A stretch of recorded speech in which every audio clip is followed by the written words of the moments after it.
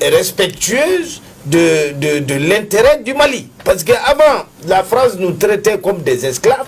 Aujourd'hui, on l'a obligé à nous traiter comme des partenaires.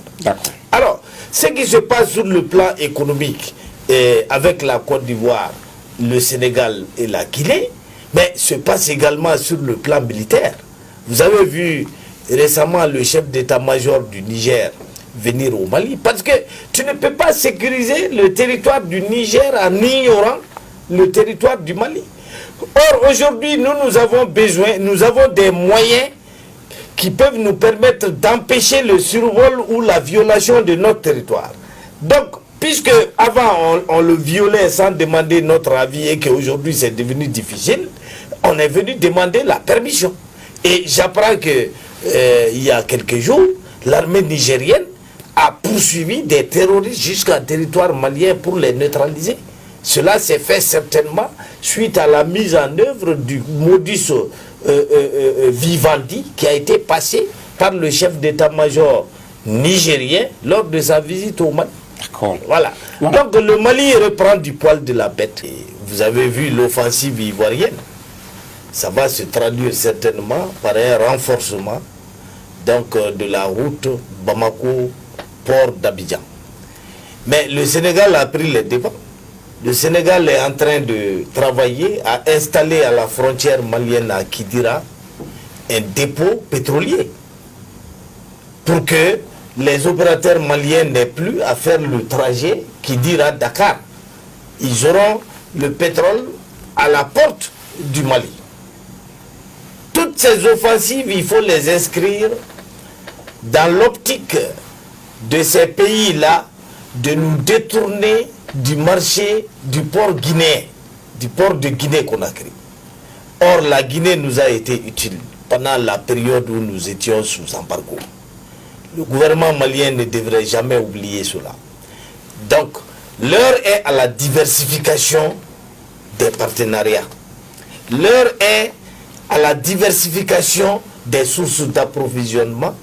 Autant nous devons profiter de l'amitié toute nouvelle de la Côte d'Ivoire, autant nous devrions profiter également des offres sénégalaises, mais il ne faut jamais laisser la route de Guinée. Au contraire, il faut la promouvoir.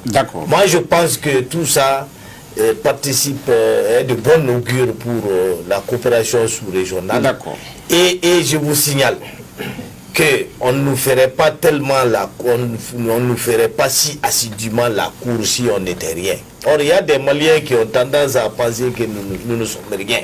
Or, nous sommes grand chose. Nous sommes la troisième puissance de l'UMOA. Voilà. Professeur Gakou, on avait parlé de cycle à l'instant par rapport au 26 mars. Est-ce qu'entre les États également, on peut parler de cycle, de haut et de bas, comme ce qui s'est passé entre le Mali et la Côte d'Ivoire aussi? Avant de répondre, moi je vois cette commission mixte, et d'ailleurs je pense que c'est la Côte d'Ivoire qui était demandeur. Je trouve que c'est un acte d'humilité après ce qui s'est passé, et même quelquefois chevaleresque. Je ne crois pas que cela est dicté par la toute-puissance du Mali. Je pense que c'est simplement des enjeux de coopération mutuellement bénéfiques pour toutes les parties. Et s'il n'y a pas à privilégier la Guinée sur Dakar, non, il faut considérer chaque partenariat tel qu'il est et jouer au mieux possible les intérêts des parties. Cela dit, je ne crois pas, cette histoire de cycle-là, c'est quand on rentre dans une sorte de déterminisme qu'on se met dans la boucle des cycles. C'est vrai qu'il y a certains phénomènes qui, naturellement, sont saisonniers et sont cycliques. Mais ils ne relèvent pas de la sociologie ordinaire de l'évolution des sociétés. C'est beaucoup plus dans des morphogénèses qu'on retrouve ce genre de cycle. Mais en tout cas, la Côte d'Ivoire a démontré que les hostilités ne sont plus de saison et que d'ailleurs elles n'avaient pas lieu d'être parce que c'est elles qui sont venues spontanément à cette démarche. Et ça, je pense que ça c'est un acte qu'il faut saluer. Il faut saluer ça dans le cadre de la CEDEAO, dans le cadre des rapprochements entre les peuples, etc. etc. Ok, Sissoko, professeur, pense que la Côte d'Ivoire a fait preuve d'humilité, mais est-ce que par extension on peut également parler de retour à la normale dans la sous-région, puisque avant le Mali, la Côte d'Ivoire avait offert du matériel militaire également au Burkina Faso.